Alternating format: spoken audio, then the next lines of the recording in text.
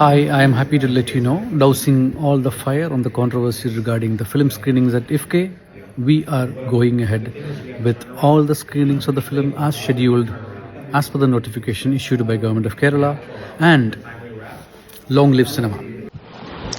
Big boss താരങ്ങളായ സജ്നയും ഫിറോസ് ഖാനും തമ്മിലുള്ള പ്രശ്നങ്ങളെല്ലാം നമ്മൾ കഴിഞ്ഞ ദിവസങ്ങളിലൊക്കെ അറിഞ്ഞതാണ്. എന്നാൽ ഇപ്പോൾ ഒരു വലിയ വെളിപ്പെടുത്തൽ നടത്തിയിരിക്കുകയാണ് സജ്ന.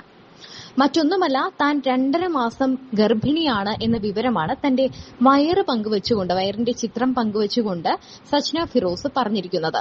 മാത്രമല്ല, ആരാണ് തന്റെ കുഞ്ഞിന്റെ അച്ഛൻ എന്നുകൂടി താരം വെളിപ്പെടുത്തി കഴിഞ്ഞു.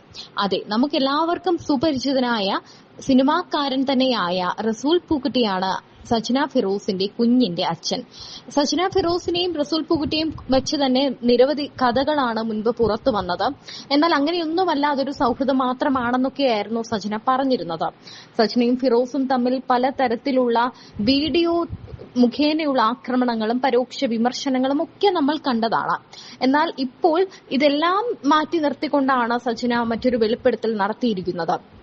സജ്നയും പൂക്കുട്ടിയും തമ്മിൽ ബന്ധമുണ്ട് എന്ന് എല്ലാവർക്കും മനസ്സിലായിരുന്നുവെങ്കിലും സജ്ന ഫിറോസ് മൂന്നാമതും അമ്മയാകുമോ, അല്ലെങ്കിൽ ഇനി ഒരു കുഞ്ഞിന്റെ അമ്മയാകാൻ പോവുകയാണോ എന്ന ഒരു ഞെട്ടലോടെ തന്നെയാണ് എല്ലാവരും അറിയുന്നത്.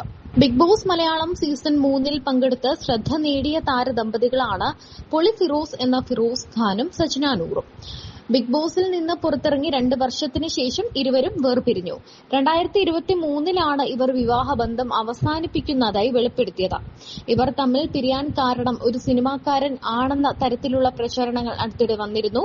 ഈ ആരോപണങ്ങൾ സജ്ന നൂർ പ്രതികരിച്ചിരുന്നു. തങ്ങളുടെ ജീവിതത്തിൽ മൂന്നാമതൊരാൾ വന്നിട്ടില്ലെന്നും വിവാഹബന്ധം പിരിയാൻ കാരണം വ്യക്തിപരമായ മറ്റു പ്രശ്നങ്ങളാണെന്നുമൊക്കെയാണ് അന്ന് സജ്ന പറഞ്ഞത്.